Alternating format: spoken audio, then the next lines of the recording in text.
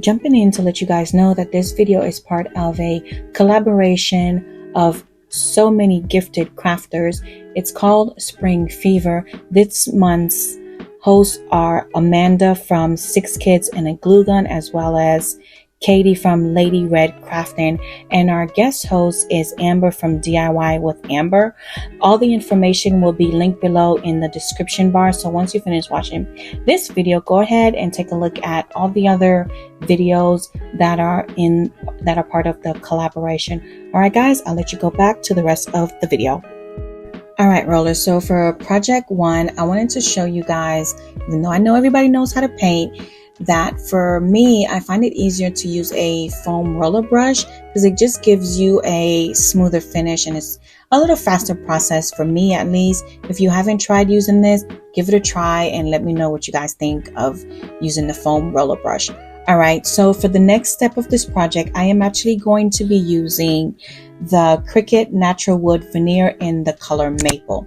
Now, when you use this, keep in mind that I think it's only designed for the Cricut Maker 3. I don't know if you can use it on the other Cricut machine. I think the Explorer 3, you might be able to. I'm not sure, but you do need the deep point blade. So it's possible. Don't take my word on that one. But I do know you do need the deep point blade, which is the black one that you'll see here on my screen. Change that out, and then what you need is use your purple mat, which is the strong grip mat, of course.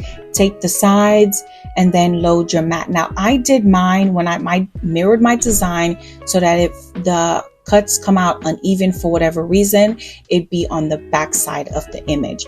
Load your mat, let it cut, let it do its magic. Now, do not unload your mat when it's done. Check the cut first, and then if everything cut through, then you want to unload your mat. That's what you see me doing here. I'm making sure that everything is cut through and everything is good. Then I'll unload my mat. Sorry, my big head is in the way. Just need to make sure everything is done. Unload, and then we'll be able to move on to our next step. You can paint this material. I just decided not to paint it.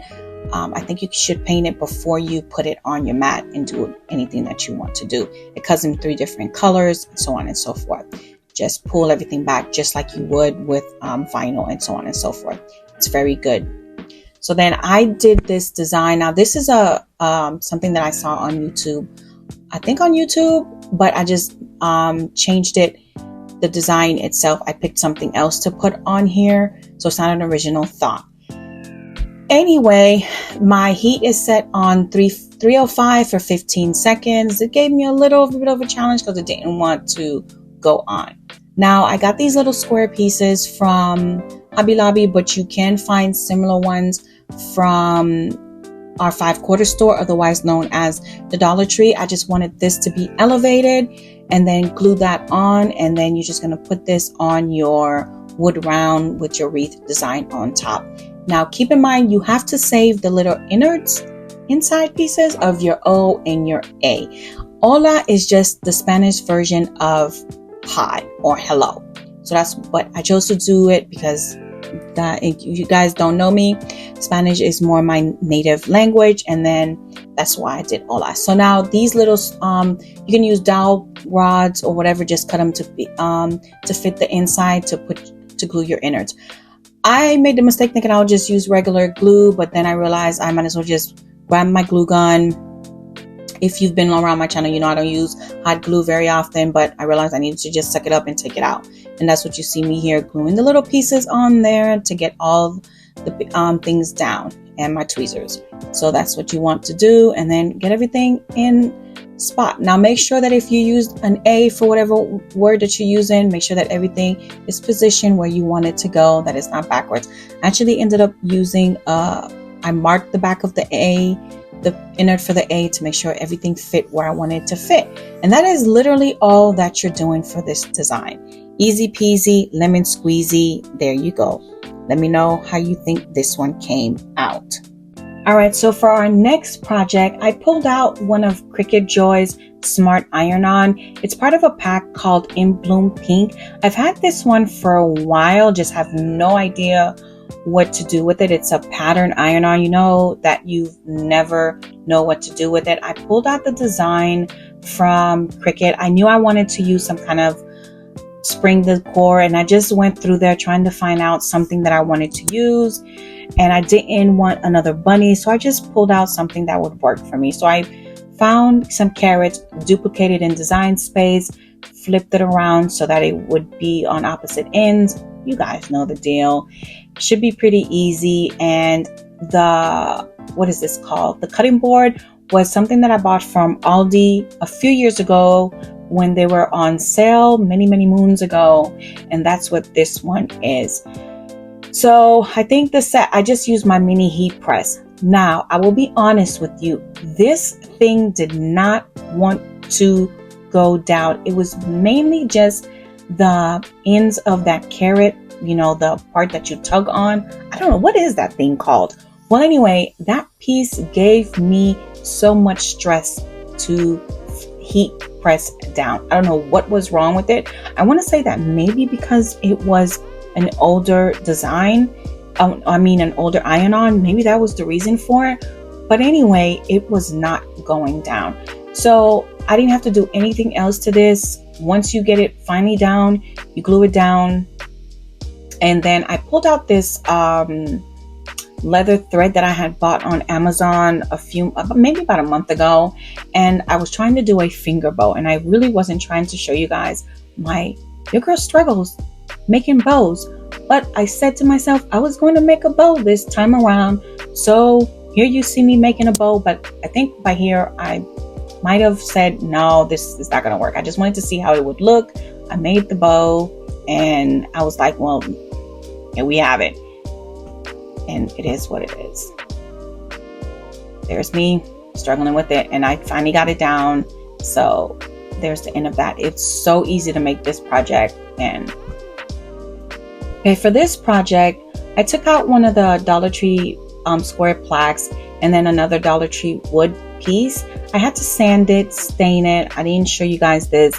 I'm sure you guys know how to do all that already. And then I took out another Cricut Design Space design, and I started to weed it. I did it on HTV, and then I realized that I was weeding it wrong, so I had to look back on the design. Of course, I think I looked like I lost some of my footage, and so you'll see here in a minute where I did. So I heat pressed it on, I want to say I used my mini press on low, and then you see me put the pieces together. Now, the reason I chose this particular piece is because I saw this plaque, a very similar one, slightly bigger, at Hobby Lobby when I was there the other day. And I was like, I think, because it wasn't on sale, so I said, I can pretty much redo the same thing just on a smaller scale. And that's what you see me doing here. Now, what was going on was that I was picking out the pieces. I was, instead of weeding it, I was not negative weeding it. That's what was going on with this one. So here you see me putting it on, re-gluing it. But remember, when you glue, you can't use hot glue. If that's your preference, you can't use hot glue with metal. So I had to make sure that I use regular glue, and you're going to see me just weighing it down here with something to make sure that it sticks down permanent, so that I can get a permanent heat attachment.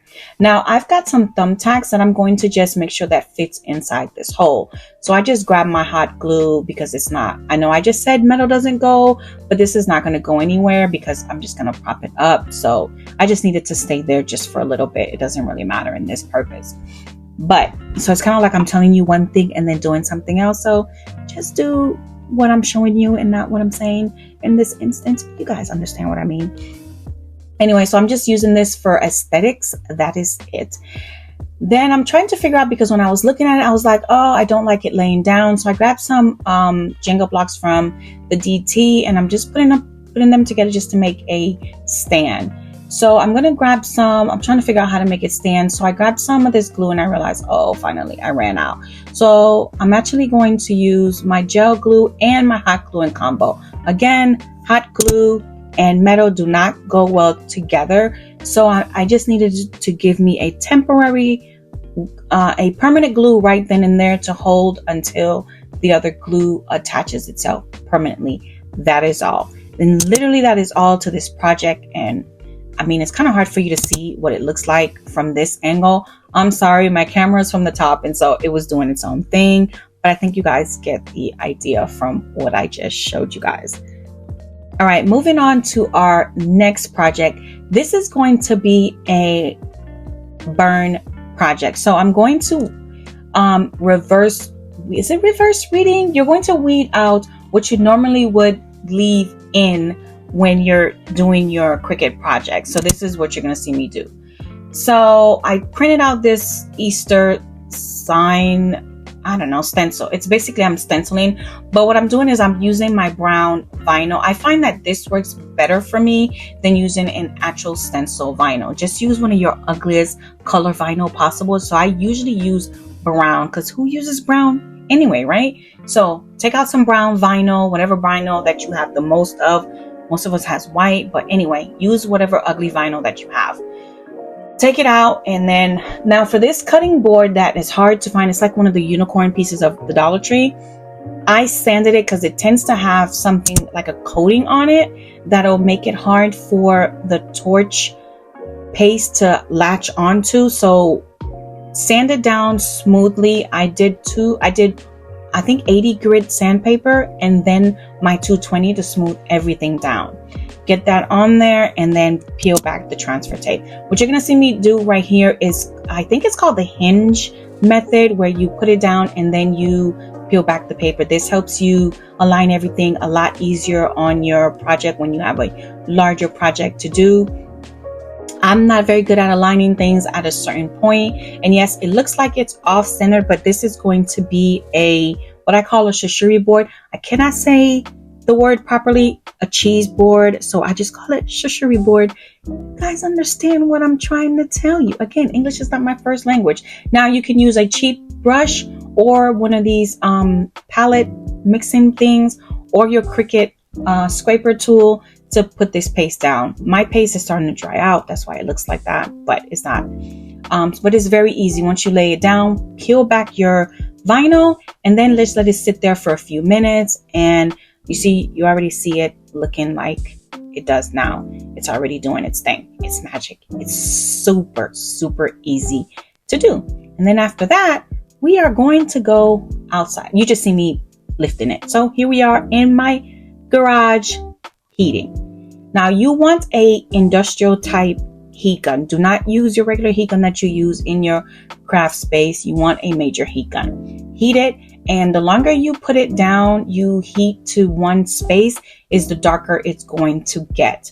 So if one area looks lighter, you want it darker, just concentrate it, but you want it to really be constantly moving so you don't burn excessively in one area. Now the sanding down you see me doing is because it bubbles in some areas, and that's it. Now this part is optional, me sanding it down. That's just for me. I like the way it looks when you sand over it. Of course, that's always optional. You don't have to do it. And then I add oil on here. It's a mixture of my own oils that I've added on there to make it food safe, seal it on. But if you're going to use this just for decor purposes, you don't have to do it. I'm gifting this to my neighbor who's like a sister to me, and she's probably going to use it as her shishuri / cheese board. So that is this pretty much what it's going to look like. Do both sides, make sure that everything is good and easy, and that's what it looks at the end.